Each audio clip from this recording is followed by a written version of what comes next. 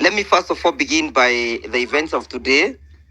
Is that it should not surprise us that Mr. William Ruto's government is defined by such kind of behavior and conduct. You know, what defines Mr. William Ruto is that he was defined by the YK92 violence, and that is his entry into the Kenyan politics. Therefore, the only political mantra that William Ruto understands is what was exhibited today in the church.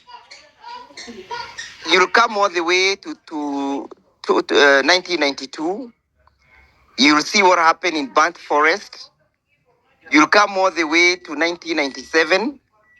You'll see and read the Akiwumi report. You'll always see his fingerprints and footprints in all those reports. You'll come all the way to 2007. You'll go and read the Waki report. If you are a bit interested, you'll see the envelope, the Waki envelope. And if you're interested in knowing the content of the envelope, then it will not surprise you to find Mr. William Ruto's name. You'll even cross over the other jurisdiction in the ICC and find a live file that exists in the ICC describing him as an indictee whose prosecution could not proceed because he sorted out all the possible and potential witnesses. So he is defined by violence. When he speaks violence. A lot of media captions have taken place where he's vomiting venom against a particular community. It will not surprise you to note, Dibal, that the annals of history will give you the track record of Mr. William Ruto, where he's even addressing the Kikuyus as having come to Rift Valley and even changed the names of some of the places, an issue that annoys him so much. He goes on shamelessly even to address the question of land in Rift Valley. You know, you'll go all the way and perhaps you can come and stop at the Kiambaa Church, where babies and mothers were burnt. And the working report says that Mr. William Ruto knows what happened. So all this should not surprise you because he is defined by what is currently happening.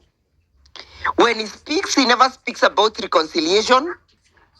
He has no heart or soul of reconciliation. For him, he's a perpetual aggressor, a man who is at war with himself and his neighbors. And he seems to be targeting the Kikuyus, and truth be told, because he's only meting out this violence against us. And it is a calculated and well choreographed process to make sure that he keeps us fighting amongst ourselves. One of his closest associates who has now declared interest in associating with him, Mr. Koimbori, says that he's a chief goon and that he organizes those goons.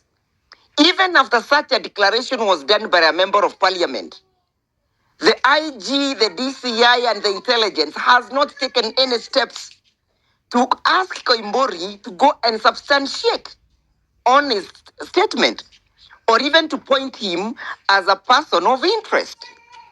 But should it surprise you that Koimbori is affiliated to William Ruto? It should enough surprise you, because that is what defines them. That is what defines these individuals. So it is an issue that we must take over when we take over government.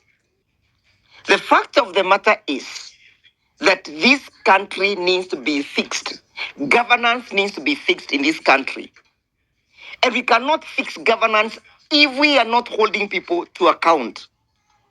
It matters not whether an individual has risen to the office of a president. If your track record is questionable, then you cannot tell us not to question you. In 2027, the question of integrity and individual's character will be on the ballot. And that is why I come up, therefore, to the topic of the day, the smartness, the so-called smartness of Mr. William Ruto. How do you call this smartness when the economy is on its knees? When children are not able to turn up for their studies? And a member of parliament, instead of holding the government to account, is in full of praise for this government. He has not even bothered to tell us why 800,000 pupils have not turned up for their studies in the senior secondary schools. That does not bother him. What bothers him is that he's affiliated to a government that is allegedly doing affordable housing. This is the kind of the leaders we must put them to the political dustbin. Because we are looking at putting into place a government that will uphold the rule of law, that will uphold constitutionalism. In his submissions, I have not heard him condemn the events of today. He's only full of praise, perhaps because of rent seeking. I think we must mutate, and we mutate ourselves into what is contemplated by the Constitution. Maduka, I know you do not understand the Constitution. Allow me and permit me to bring it to your attention. Article 10. It speaks about the values and the principles of governance. One of those values and principles of governance is the question of the rule of law, accountability, transparency, and the question of social justice and democracy. When it did become an offense in this country for somebody to worship in a church, which law defined that as an offense? Which law says that nobody should go to worship because he belonged to a different school of thought that you do not profess and prescribe to? And shamelessly, a man who calls and defines himself as a member of parliament has no audacity to condemn that event. I mean, we have to fix the question of governance, and you cannot fix about governance when Mr. William Ruto is in power. Article 10 speaks about good governance. Good governance is brought up by individuals who believe in and who have faith in the question of the implementation of the rule of law. You have not heard either Frederick or Mr. Maduk mention the question of the rule of law because to them it does not exist. All what exists is what goes into their pocket. And it's high time we tell our people, it is Maduk, it is Frederick, and others who are eating. It is not we, the people, who are eating. So as you massage Mr. William Ruto, as you uplift his egos, as you do all those that will make your pocket be filled with the rent that you are seeking, remember that Kenyans are suffering. There is no comparison between Mr. William Ruto and His Excellency Kalonzo Musyoka. The topic should have been, why should we not compare the character of these two individuals? One of them is a thief and a confirmed thief, Mr. William Ruto. And Kalonzo has 40 years of history, and there is no question that has been brought to his door of where he embezzled funds.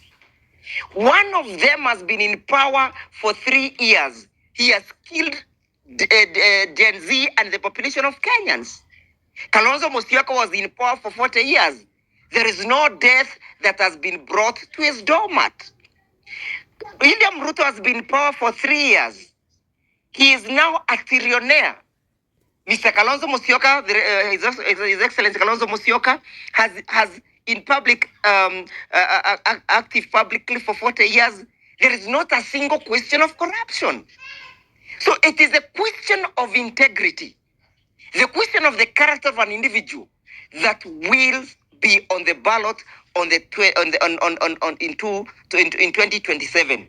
So as you compare Mr. William Ruto, do not just speak about his smartness. It is a smartness that he has used to infiltrate our public coffers, infiltrate our institutions. That is why our institutions are not working. Thank you, Dibal. Thank you.